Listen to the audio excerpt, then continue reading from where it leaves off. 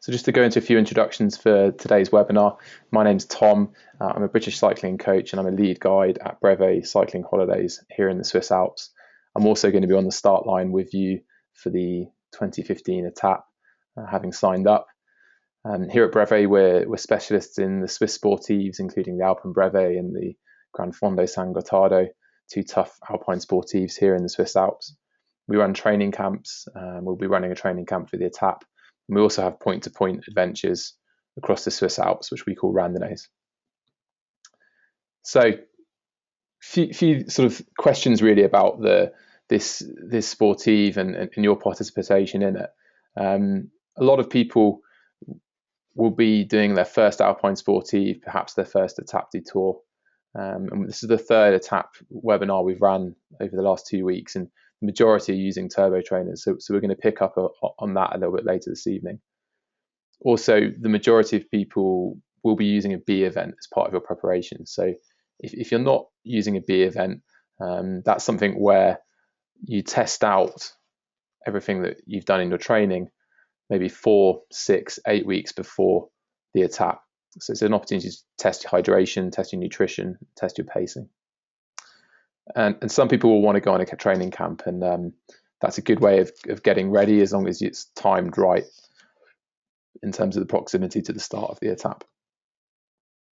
Tonight we're going to go over a really detailed course preview, and then we're going to look about how we prepare to train. So before we even start getting into a decent training block, what can we do?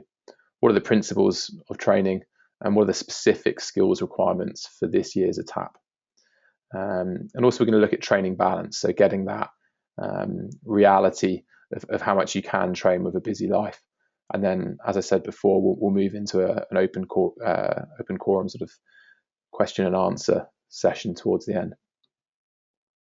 So the start seems like a good place to start. I think there's a little bit of bad rep sometimes for the Etape du Tour in terms of its organisation. I think they do as good a job as they can given the event numbers. And actually, I think the aim of this picture is to show it's not that bad. So if you heard that the organisation is bad or that there are huge starting blocks, yeah, the starting blocks are quite big, but they're reasonable and they're well managed. I think the big issue for me in this picture is the top hand, right hand side of the picture, those big pens where you're waiting. So we're going to talk a little bit about how you can be smart on race morning, start as you mean to go on. So I'll be staying on the outside of those barriers, making sure I'm near a toilet with the group that I'm riding with. I won't be hydrating too much, so I'll probably just be taking a small bottle of Evian down to the start line. From breakfast through to actually starting riding, I won't be drinking more than 200, 250 millilitres. That's just to avoid that need to go to the toilet really early on the ride, on the first climb or even before. We often see a lot of people on the exit of the village needing to go to the toilet. Just adds an extra stress that you can avoid. Your hydration is really done on Saturday. Saturday's the day when you want to be making sure you're fully hydrated. You get a good night's sleep. It's going to be cold, irrespective of the weather. That early in the morning in the Alps, it's a good idea to have charity shop clothes. So just go to the charity shop a couple of weeks before you come out to the Etape, get some tracksuit bottoms, tracksuit tops, something that you're quite happy to leave at the start. Usually the organisers collect that stuff up and redonate it back to charity. And also just have important info in your saddlebag. So if on a training ride, you'd usually have, credit card or some cash in your back pocket. That should all be in your saddlebag. And the reminder for that is just looking at the racking after the race. So there's a huge amount of people taking part. You will be given details about where you need to leave stuff. And you don't want to be losing that information out on the course or in case of emergency information. It's a boring sort of point, but the idea here is just to remove any stress before you start and any possible source of stress during the race. The etiquette, you're going to be obviously in France. We're over here in the continent. We're driving on the right hand side of the road, and even though this is a closed road sportive, there will be a natural tendency to ride on the right, just because that's the continental way of doing things. And faster riders are going to be passing on the left. So if you're wanting to pass people, then it's a good idea to be on that outside left shoulder. Also, there's going to be a really massive mixed ability of group riding skills. So some people won't have ridden in big mass starts like this, and if If you feel like there's people going to be making mistakes in front of you, then the safest place to be is out there on that left shoulder. So you're still getting a drag, but you're able to skip out of the way of any problems. Bit of courtesy. It's good to have a bit of French lingo. There will be plenty of English riders there, but there will also be plenty of French too. So à votre gauche or à droite, just à gauche, à droite, they're to your left and to your right, and it'll be really appreciated. Also, don't panic on that race morning. So no last minute kit changes. You know, the day before on Saturday, we're going to be walking through beautifully stocked exhibition village. Lots of people panic buy those last minute things. And we're going to talk a lot about training in the right kit so that you don't need to make those panic purchases.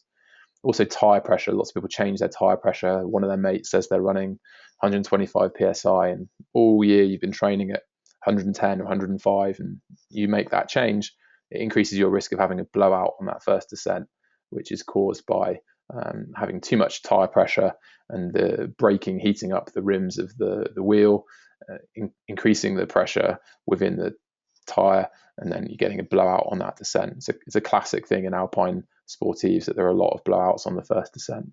So don't be that person. Also, don't make a decision that you'll regret in terms of, oh, it looks quite nice, I'm going to leave it there. If you've planned according to the weather forecast the night before, stick to that plan. Okay, it changes quickly in the Alps, and it's better to take round the light layer than to have left it at the start. You don't need to grab that extra food or bar or gel. You know, again, make a plan the day before and stick to it.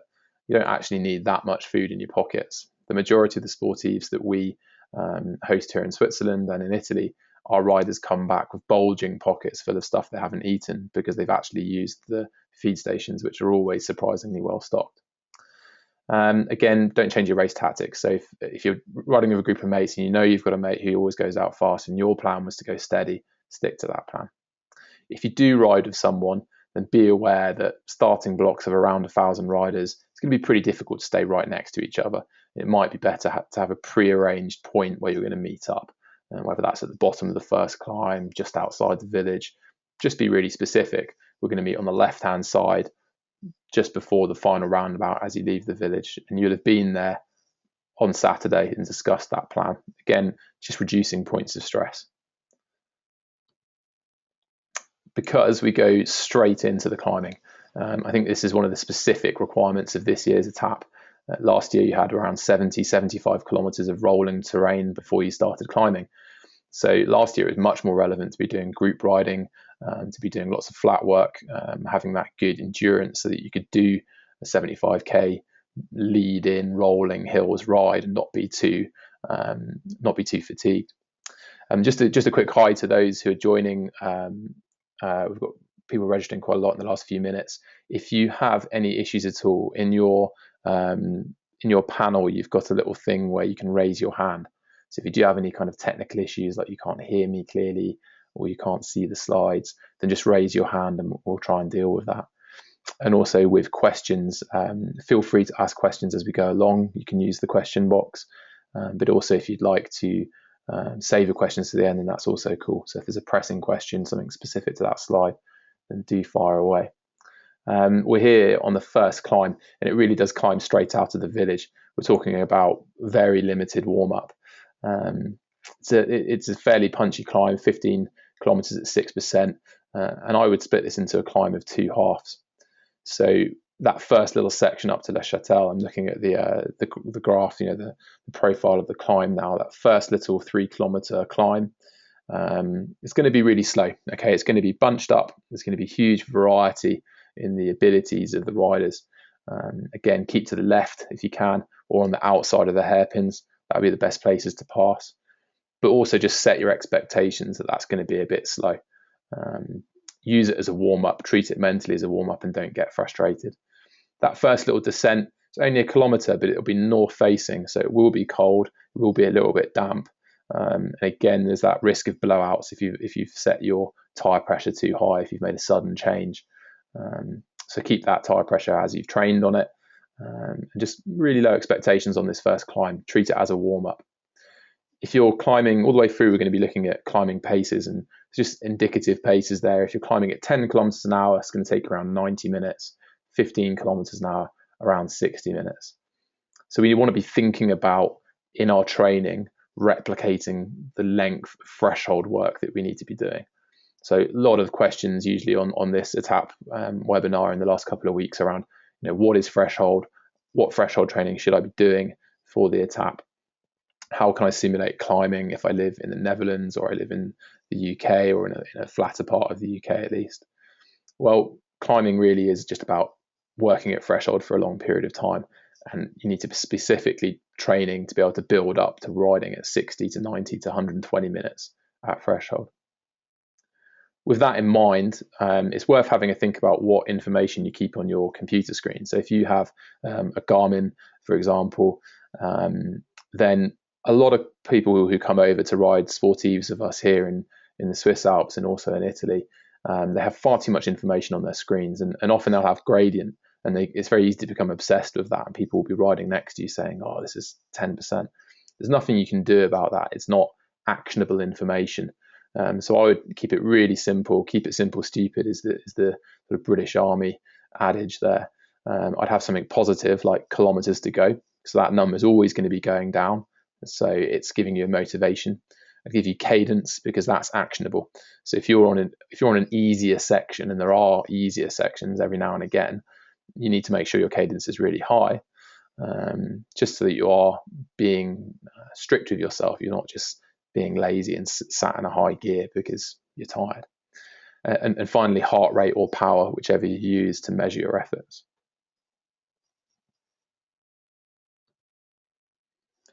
So we're at the top, no worries. First climb under the belt.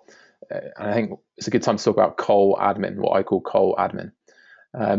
Some pictures from last year's Etape, which, as you'll know, was horrendous in terms of its weather. Around 25% of the riders didn't complete. Lots of people got severe hypothermia, despite the weather forecast being okay a few days before. So lots of people came unprepared, but also lots of people not doing the right things on the top of coals, standing around waiting for mates, for example. Yep, no worries, I'll see you at the top, we'll regroup at the top. Not a good idea, get out of there. So in that top left-hand picture, I think that guy in orange is almost classic of that. He's facing entirely the wrong way. What's he doing? Is he waiting for a mate? Is he trying to take a photo? Get out of there. That bottom corner, everyone's getting their layers on and getting off the mountain as quick as possible. So wet weather training is essential for the Etape. It has a littered history of horrific weather conditions, and obviously next year for us it's going to be perfect. It's going to be 18 degrees centigrade, no wind, maybe even a bit of cloud cover early in the day with blue skies to finish for the photos. But if it rains, you have an amazing opportunity this winter to get a competitive advantage, to get a motivational advantage by training in bad weather and testing your kit, making sure you know what works, so that on race night you're not panicking, you're not thinking, but I don't know how many layers to wear if it's going to be this cold. And also, do you need to stop at every feed station? So a lot of people will stop at every feed station just because they're there.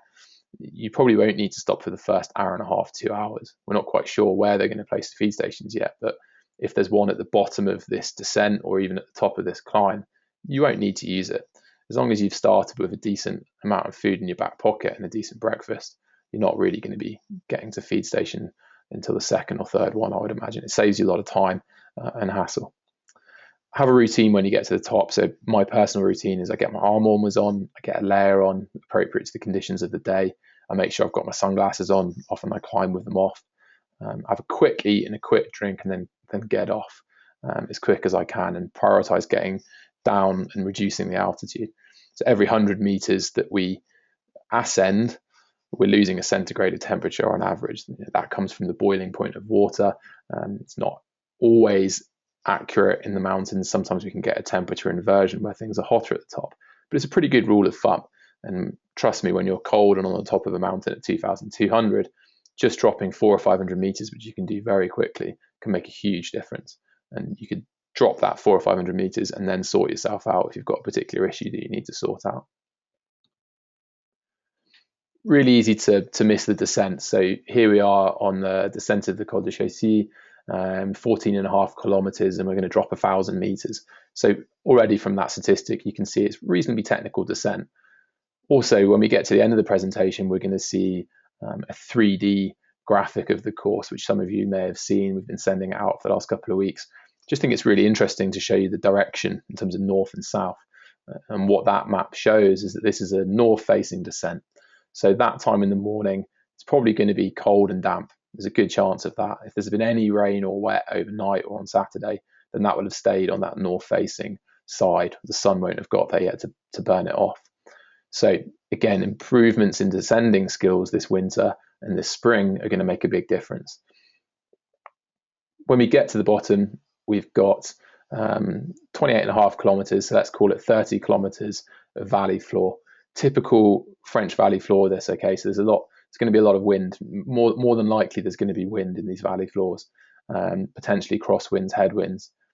So my tip would be when you get to la chambre, which is the bedroom in French, so let's remember it like that, then we get into bed with the Dutch or the Danish. Why the Dutch or the Danish? They're tall, they ride well in the wind, they're used to it from where they train. Really good, competent riders in terms of group riding skills and usually very well organised. It's a really good idea just to latch onto the back of a group like that. Do some work if you want to do some work, but you could also just sit at the back and save some energy. It's not going to be the opportunity to save you loads of time, but it is going to save you energy. And if you do that 30k on your own in the wind, that could have a really negative impact. So just be smart around La Chambre. Start sitting up, looking around for groups, getting your admin sorted nice and early. So if you're having a drink or you're taking a layer off, get that done as quick as possible and be aware, looking around if you're standing by the side of the road in La Chambre. Is there a big group about to come through? Equally, if that group's too fast, leave them. You can drop back down the road and you'll find a group which is a better pace. So you do not want to be above heart rate threshold for this, which some of the groups will be going super fast. Others will be just keeping it nice and steady as an active recovery.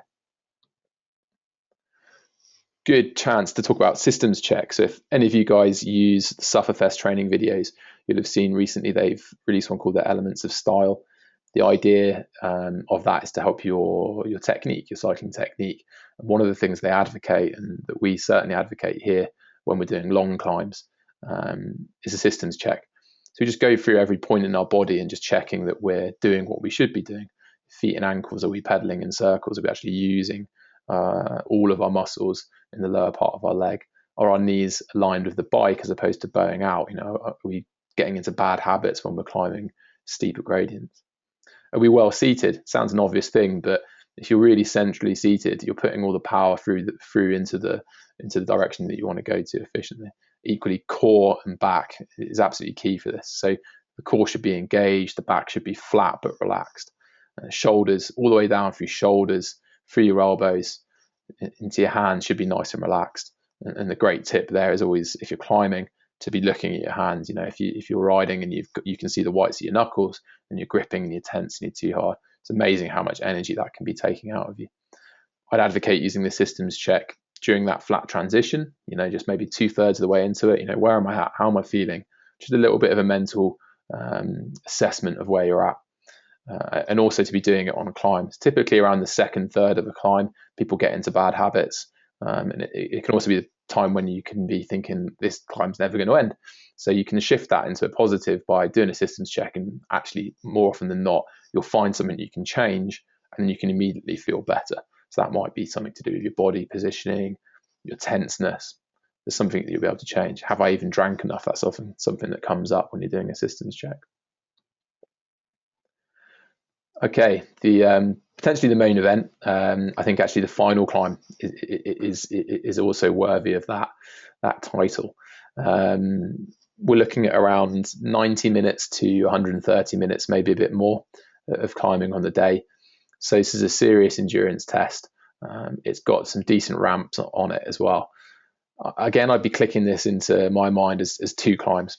Okay, getting to that easy bit, and I'd be aiming for a negative split. So that means that I'd be riding the first 11k slower than the second 11k. In reality, that might not happen because arguably the second half is more difficult, but it's just setting yourself up mentally for taking it easy at the beginning and trying to finish strongly. And systems check at the 2 breathing points. So you've got that nice easy green section just after we get to Saint-Colomb-de-Villars. And also when we get to the top of the Glandon, there's a little bit of an opportunity for, right, where am I at? Punch on for another 2 kilometers. One of the technical aspects that this climb has got is those ramps just before the Glandon summit. So on that graph, I'm looking at right the right-hand side, we've got 2 red sections, which are 11 and 10% respectively. So we've got around 2 kilometers of, let's call it a 10% ramp. So force comes into play here. We're definitely going to have some muscular endurance fatigue at this point. But up to that point, we're going pretty steady. I mean, yeah, it does pitch up every now and again, but it's a pretty fair average, if that makes sense. It is 22k at 7%. It's pretty fair, pretty honest climb. However, that 10% section uses totally different cycling technique. You're going to be out of the saddle. Cadence is going to be a lot lower. Most of us normal people are going to be around 45, 55, 65 cadence. We're not going to be spinning that section at 90 RPM like all the training advice has us do. So what else can we do in that area? We can work on that force during our training and have a mental attitude here of I'm passing riders at the top. Really set yourself up to finish strongly on this climb. On the descent, there's a little bump called the Col de Mollard, and I think people are going to forget about this. I think in the way that the Etape is being presented, all the images and stuff, they're kind of not using this climb. They're not focusing on it at all, and it's fairly punchy, and it has an immediate impact on us at the start because it goes straight into a red section, which is 11.6%. So if you can't see that on your screens in terms of definition, yeah, 11.6%. That's pretty punchy. Before we get to that, we've done 14k of descent. So whilst I'm in the last 2 or 3 kilometers of that descent, I'm going to be starting to think about the next little climb, and understanding that it's got a steep ramp right at the beginning and a steep ramp at the end. So layering and temperature control is going to be quite important here, because we're inevitably going to put on some layers. Even if it's a nice day, we're going to put on a windbreaker at the top. And we're going to want to have that off when we start hitting that 10% climb, or at least we want to be adjusting our clothing to handle the temperature increase. We've got a kilometer at 11.6%. We're definitely going to get a bit hot and working hard in that section. Talking about a 20 to 30 minute climb here as well. So we do need to flip back into climbing mentality and getting ready for that. The descent off the back of here is technical. If you watch the YouTube overview on the Etape website, then you can really see that it just plunges away. It's just cascading down into the valley, 16.5 kilometers, dropping 1,000 meters. And at the bottom, there's no flat bit at all. So we go straight back into climbing. So it's quite important that on both of those descents, so before the Mollard and before the final climb to La Tisserie, we're pedaling. So in those last sort of 2 to 3 kilometers, we're doing an active, what we call an active descent. So we're pedaling, even though it's not really adding anything to our top speed, it's keeping those legs turning over, keeping them keyed and ready for the next climb. Okay, so the final climb, 18 kilometers at 6%, climbing 1,000 meters. Of course, this is the famous climb where Froome may have attacked Wiggins. We'll never know. Certainly seemed that way. So great bit of history here, and it's a stunning climb. Really interesting the way that it comes into the village. How do we approach this positively? I think again, negative split.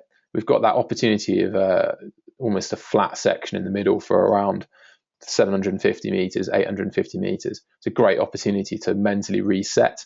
Once we've done 11k, we've got around 7.5k left, and to have that idea of finishing strong. So the mental image I want to use in my training is that on that final climb to La Tisserie, I'm passing riders. Okay, so I'm not setting myself time goals. I just want to be passing other people on that final push, that final 7 kilometers. Nothing really jumps out at you on this climb is particularly technical. I think it's a good final climb in the sense that the gradients, there's some where it varies to be easier in general. Just before we get that breather, it eases off a little bit. It kicks back up and then it goes back to being a little bit easy, and it's relatively gentle for the finish. Which those of you who remember that attack, you can probably imagine that in your head. It's not too hard at the end, which gives us a great opportunity to be really finishing positively. What does this mean in terms of overall efforts? So let's just say, for argument's sake, that we're climbing at 10 kilometers an hour. You can follow that column down. You can see that we're looking at an overall climbing time of around 6 hours. If you're a faster climber at maybe 15 kilometers an hour, we're looking at 4 hours. So you'll be able to estimate that yourself with what you usually climb for your extended sort of 20-30 minute climbing sessions. You can extrapolate your climbing time from that. 60 odd K of climbing and interestingly 45K of descent. Really quite different statistics from last year in terms of the flat is not considerable at all. So if your regular weekend sessions are hammering around on the flat with a club group or a chain gang, then we've got to start thinking about whether that's going to prepare us for the amount of climbing that we need to do. Also, the rhythm of it. The rhythm is that it's a medium difficulty climb, a recovery, then a long climb, then a short punchy climb, then a medium difficulty climb. Obviously, in reality, that medium difficulty climb at the end is going to feel really hard with the cumulative fatigue. But can we take that rhythm of the climbing and adapt our training sessions around that?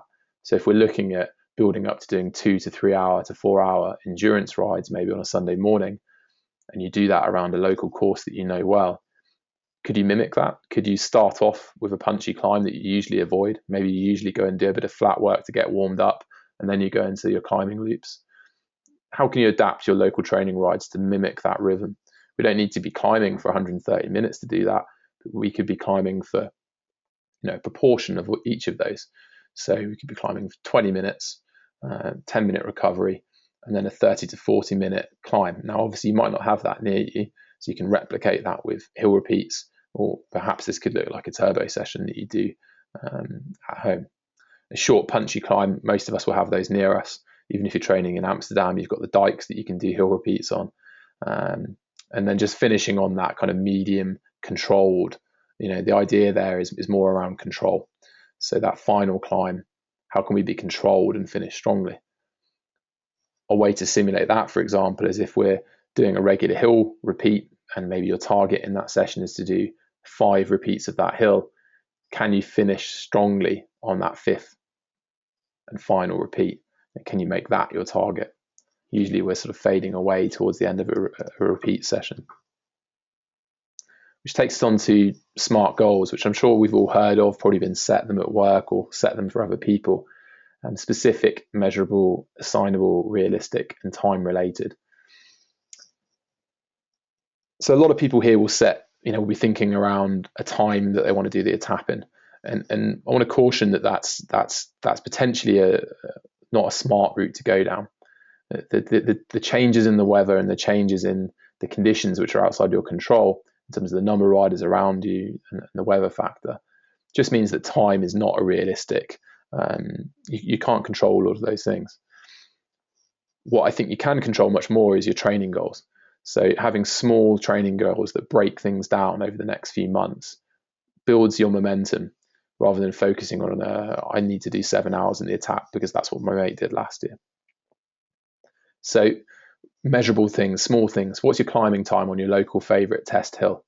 What's your weight on Christmas Day? It's a really interesting opportunity at the moment. We've got 15 or so days until Christmas, period when we're all having Christmas parties, drinking too much, eating too much. Can you lose a kilogram before Christmas Day?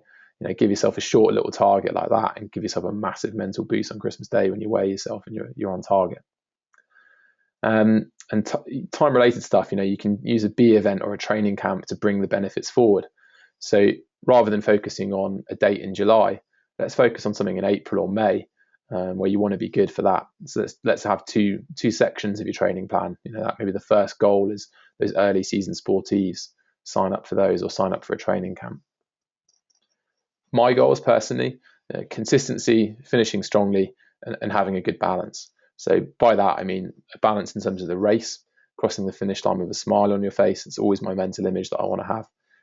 And that works backwards to inform all my training.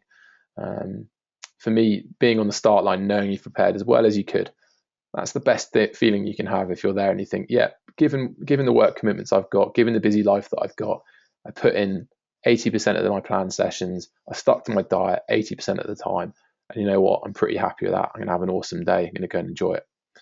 And finishing strongly, pass other riders on the final climb. So that's all about pacing, and it's all about digging deep on those sessions when you're feeling horrific and you've just got to do one more hill repeat. So preparing to train, bike and body. Now is the time to be thinking about getting a bike fit or seeing a physio. So if you can do all that kind of stuff now, you'll be identifying problems before they happen. a good bike fitter will see imbalances in your body, and you'll come away as much of a bike fit as a body MOT, telling you to work on certain instabilities in your core muscles is usually an outcome of a bike fit. Gearing, we get asked about gearing a hell of a lot here for the Alpine Sportives.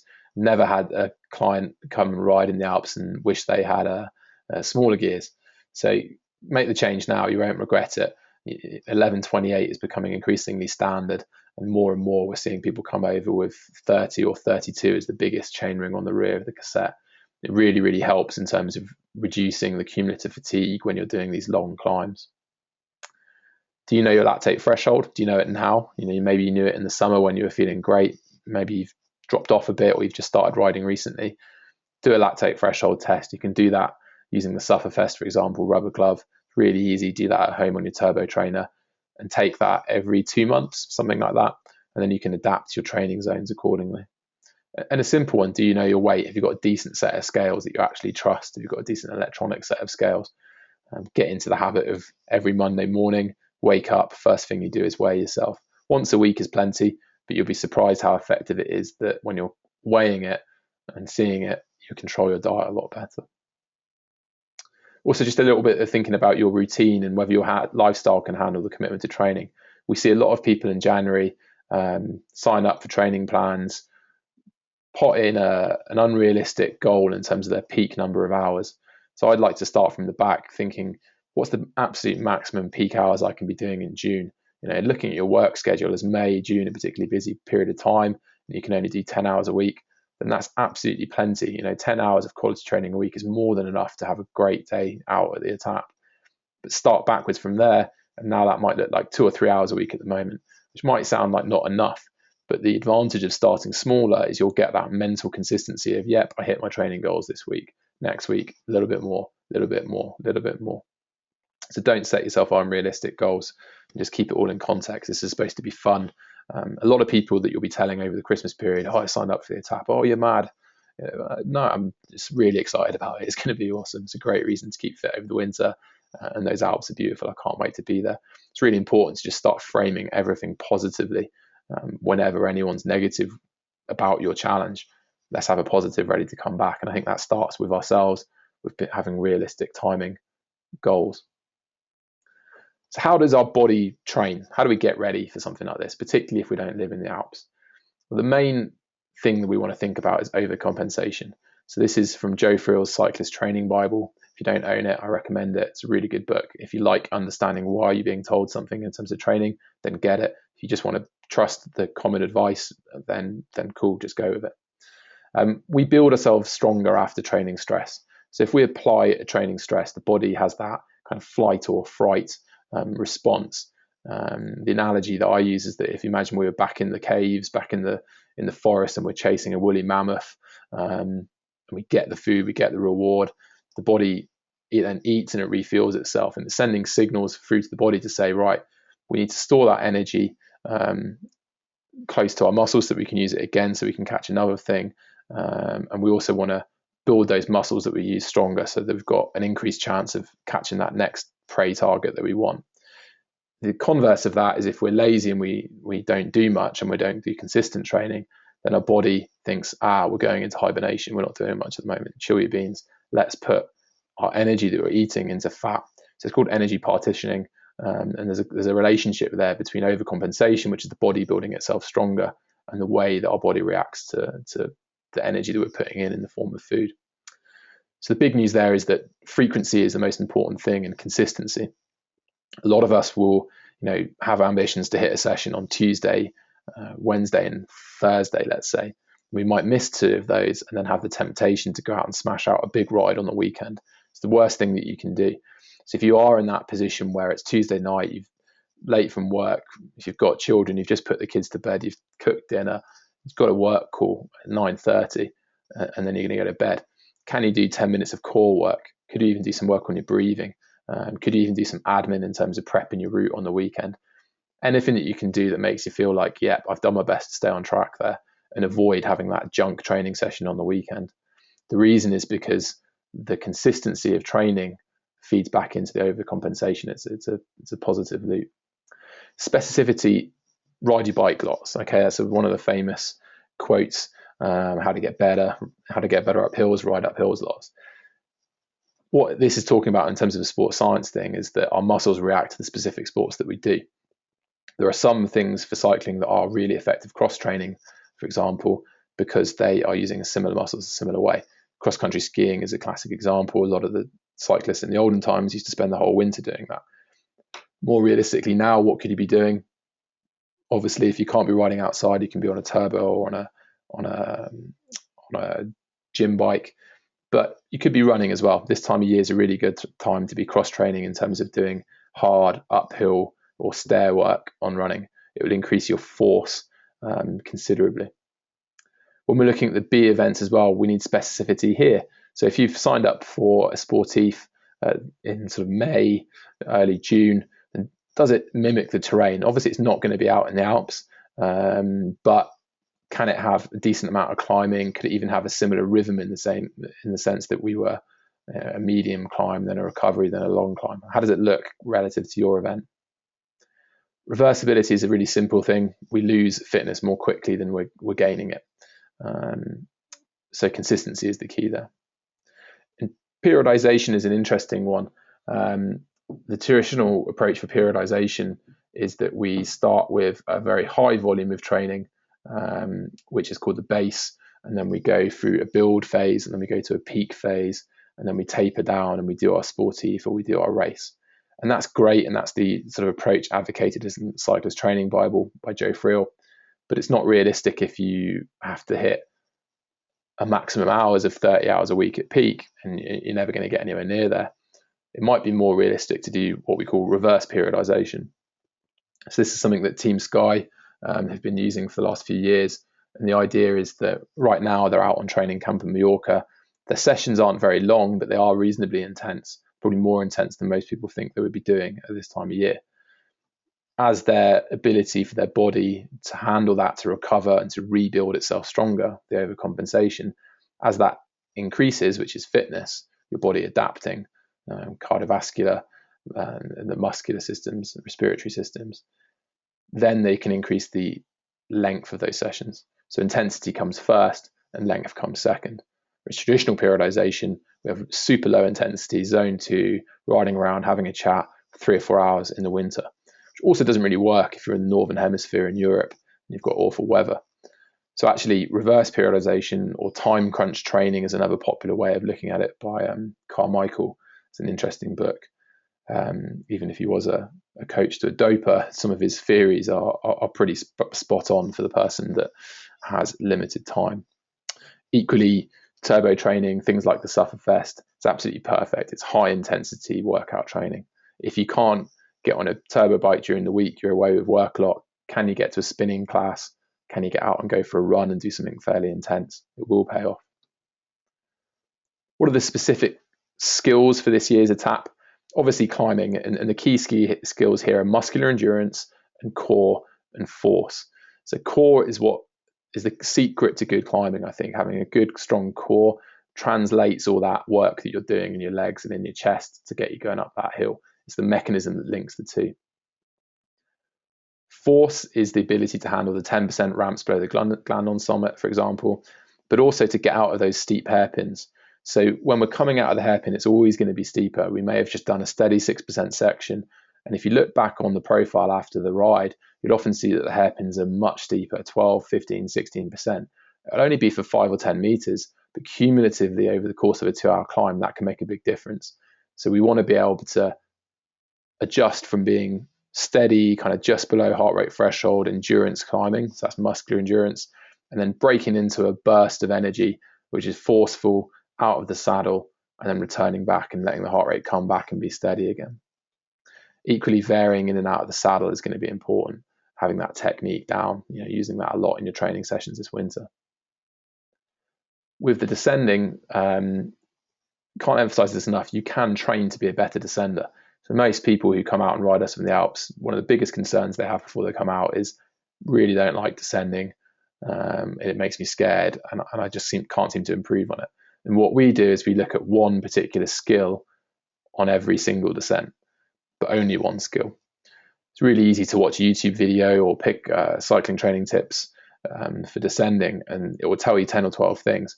Just take one of those things, and the next time you go out riding, on each top of the climb, change your mental focus. Right, now I'm going to improve my descending. I'm actually going to work on it, rather than just either enjoying the descent if you enjoy descending, or worrying about the descent if you worry about it. Actually focus on improving something. For example, the vanishing point. So the vanishing point is the point at which the corner disappears away from you. If that vanishing point is really far away, then the corner is quite a shallow corner that's easy to go around without braking. So if you can see a long way down the road, then you don't need to be braking. If the corner disappears and vanishes on you quite quickly, so the vanishing point is close to you and it indicates that the corner is quite sharp, we need to do more braking before we approach the corner. So just focusing on that for 10 corners of a descent, even if it's just your local twisty descent off a climb in the lanes, you'll get a massive benefit from that, and you'll see the other things click into pace. And on your next descent, pick another goal, pick feet positioning, for example. Using those skills will help you save time at the Etape, and it will help you save mental energy. A huge underestimated benefit of just having the approach of, I love descending, I'm a good descender, and even if the weather conditions are bad, I'm going to be awesome, I'm going to really enjoy it, I'm going to get an advantage there. It also helps you get organized and get the food in. So for example, the descent off the Croix de Fer, the bottom 3 or 4 kilometers are fairly open and flowing. You can see that in the YouTube video if you watch the video after this presentation. So you could, if you've got the skills, be getting food in there, you could be getting your layer off, and that comes from having that constant sort of effort during the winter and the spring to improve on your descending. Group riding and wet weather. So again, last year, group riding more important, this year less so. I think wet weather is the one that's more important. I think you need to be specifically thinking about doing this. So if you have a regular ride at 9 o'clock with some mates on a Sunday morning, just do it. Whatever you were going to do. Don't change. So if you're going to do a hill session, go and do that hill session in the wet. Get used to how your bike brakes. If you've got your carbons on, if you've got carbon rims on, and you're using the right kind of brake, testing your systems. Testing, do you need, what's your gear like? Is your gear working well enough? Are you too sweaty? Are you too hot in it? Do you need to test something new? Also, if you get the opportunity, if we get an early good summer, go out in extreme heat and ride in the middle of the day. So often sort of counter to the advice that we get, do you want to ride with a cycling cap? Personally, I ride with one in the Alps all summer, keeps the heat down. Have you got a sunscreen that's not going to go into your eyes and cause you a stress on the race day? And is it worth investing in a lighter climbing jersey with a thinner mesh? Just in case we get a day when it's 34 degrees, have we already tested out those systems? Training balance. So if you've got a session on a Saturday morning and you haven't planned it, and you head out the door and you meet up with your mate, what should we do today? Default to tempo. So tempo is riding just under or just over threshold. Typically, you'd be wanting to spend the majority of that session just under threshold, but with efforts above that. And what that's doing is helping your body increase the lactate threshold. So that will go up over time during your training. So if in doubt, do tempo. If you have the opportunity to do specific sessions, if you can plan and think before your session, then these are the 3 things that are going to be massively important for you. One is low cadence. Now, just to be clear here, not how I want you to climb. We don't want you to climb with low cadence when you could be climbing with higher cadence. So the standard advice of climbing 90 RPM when you're in the Alps is absolutely true. But in reality, you're not always going to be able to do that on the steeper pitches. So actually, you can train low cadence, and it's a great way of simulating the stresses and strains that are put on your body on the steeper climbs, particularly if you live in flat areas. So going out on a windy day and using a more difficult gear so that you've got a lower cadence into the wind is actually really effective hill training. It'll improve your force for the steep sections and the hairpins too. So can you go out and do intervals of 50 RPM, 60 RPM, 70 RPM with 2 minutes recovery on each one of those? Build that into one, what we call a quality session every week, quality work.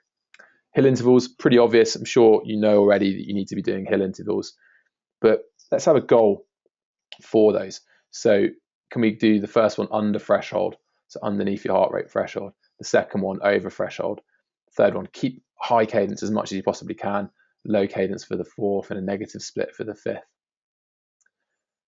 I would be looking at having one of my local climbs that I do a hill repeat on, and whether I do 3 repeats or 2 repeats or 5 repeats, I want the final repeat to be the fastest one. And again, the mental image in my mind is the final climb to La Tousserie, I'm passing riders. So I'm using that climb as specific mental training, but obviously it's also doing a good job in controlling my pacing, that mental control to pace a little bit easier in the beginning of a hill interval session. Bursts is working at threshold, but then sprints or short hills. So it's absolutely perfect if you live in a kind of lumpy area, to be going along at threshold on a group ride and then really attack the short hills. It simulates the short, steep sections that you're going to find in the Alps, and it's really effective for that massive spike in heart rate and then trying to bring it back down quickly to a controlled level where we're below threshold. So how can we make that training fit your life?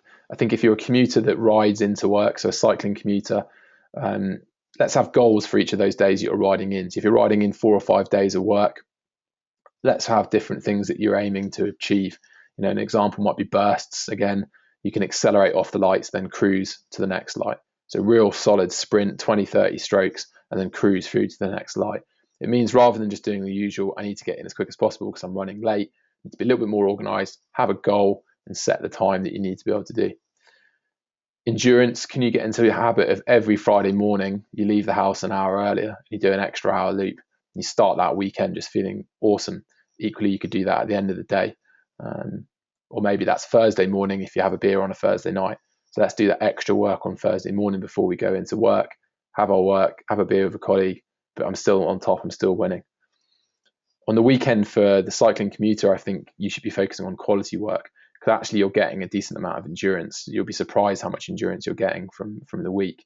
So I'll be looking at doing quality work, hill intervals and low cadence efforts, which means that you need to be thinking specifically about where you're going to go riding, who you're going to be riding with, and whether that is suitable to your challenge at the Etape du Tour. So again, long, flat training rides, probably not going to give you a great deal. For the weekender, which is the majority, during the week, what can you do that's positive? If you can't get out on a bike, if you travel a lot or work, it's really easy to take a pair of running trainers if you're traveling overseas for work, for example. Get out, do a run, go up the hotel stairs, go up the office stairs, do something so it feels like you're keeping that positive energy going. I think most of us should be able to fit in a turbo ride during the week, or at least get in the gym and use a spinning class or a stationary bike in a gym. And core is really the thing that there's no excuse that you can't do. So even with busy lives, we can all do 10 minutes of core twice a week. There's no one that can't do that, but none of us really do it religiously. It will make a huge difference if you did it between now and the summer. The weekend for you, yeah, absolutely, you're going to be doing a tempo ride. If you can only do one ride, then that's the ride that you need to be doing. So I would be looking at building up to doing 1 hour, 2 hour, 3 hour long rides where we're doing specific sections of 20 minutes, 30 minutes, 40 minutes at tempo. And if that's on the flat into the wind in a low gear, then that's still totally relevant. So if you don't have hills where you can replicate 20-minute training sessions of climbing, you can still be replicating the force and intensity if you're doing lower cadence work. Quick overview there. Being prepared costs nothing. So knowing the demands of the course and tailoring your training to that course, as we've done this evening, it's cost you nothing other than a little bit of time, a little bit of thought, and just try and stay mentally on that note, thinking about whether your training rides are specific enough for what you need to be doing. Consistency above everything. Can't stress that enough. And let's win the mental game. So again, during this period, it's a really interesting period when you've signed up for a big challenge to go through the Christmas New Year period. Everyone knows that on January 1st, we're all going to be super motivated, but can we steal a march on it? Can we do something epic between Christmas and New Year's? Can we get out?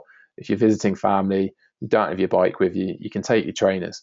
And that's the situation I'll be in. I'll be in the UK for 2 weeks, won't have my bike with me, but I'll be getting out for a run every single day. And I'm going to set myself a target of doing a half marathon on the 28th. So little things, but they'll be making a cumulative difference that when I come back on January 1st, it's not that big bang start. Okay, training plan starts on January 1st. Also, let's use data rather than emotion. So having things like recording your weight, using something like Training Peaks, for example, it's really, really good that you can say, okay, this time last year I was this weight, and actually you might be feeling that you're overweight, and you compare back and actually you're fine, you're where you were last year or you're better. So having that point of reference is good. It's a really good reason to use something like Strava and go for Strava Premium, so you've got that better analysis. Or if you don't want your rides to be social and public, then Training Peaks, I use personally, really highly recommend it. It gives you great comparative data. You can see things as well, like your vertical altitude meters, so you're climbing. That's a really good test of where you're going in terms of your climbing sessions. They don't have to be long climbs, but the vertical altitude meters of the VAM doesn't lie. Tempo, tempo, tempo. If in doubt, choose tempo training sessions. If you can only do 2 sessions a week, do both of them like that. And if you can squeeze in one quality session a week, but only one quality session a week, then do the low threshold stuff. It's really easy to do that on the turbo trainer, super easy to do it on the turbo trainer. But it's also really easy to do it if you live in a windy, flat area. Just get out in the wind, put your nose in the wind, and have a harder gear than you usually would. So we'll move on to questions now. If you do have any questions, then very happy to answer them. You can type them into the box there. Whilst people are thinking about that, plucking up the courage, wondering what they want to ask, this is a 3D image of the course, and this is what I referenced earlier in terms of being able to see north in the top right hand corner there. You can see the orientation of north, so we can see that first climb in the bottom right hand corner. That's the Col de Chaussee. So again, we're straight out of the village, straight into that climb, and the descent is north facing.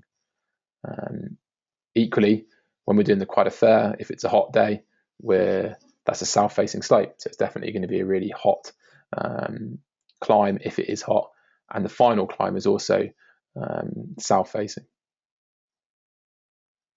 So does anyone have any questions at all?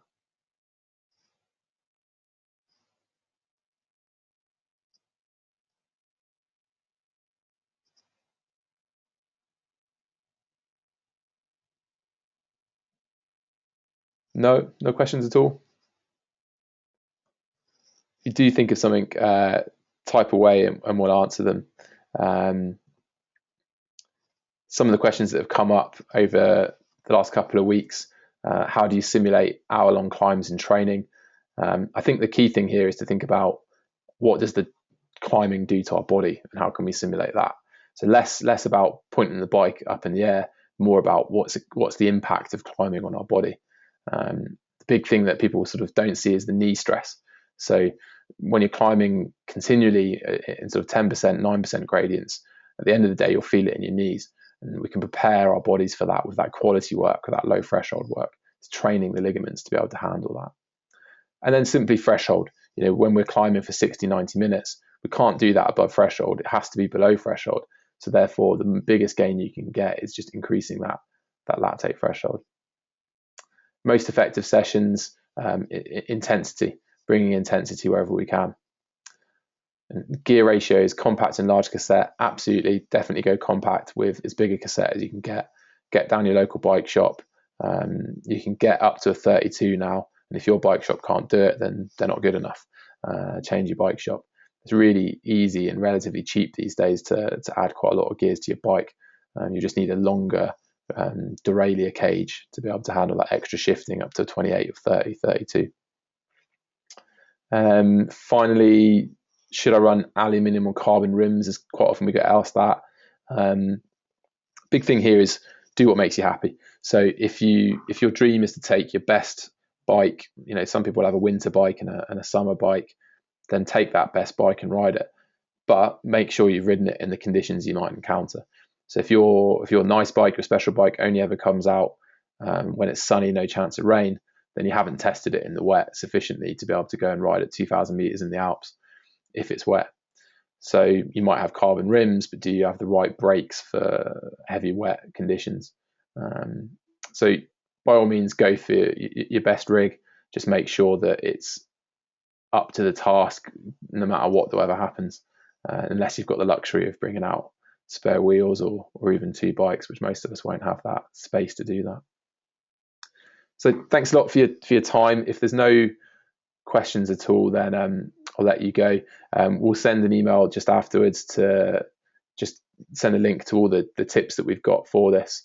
And finally, best of luck. Enjoy it. Hope you have a fantastic time at the Etape du Tour.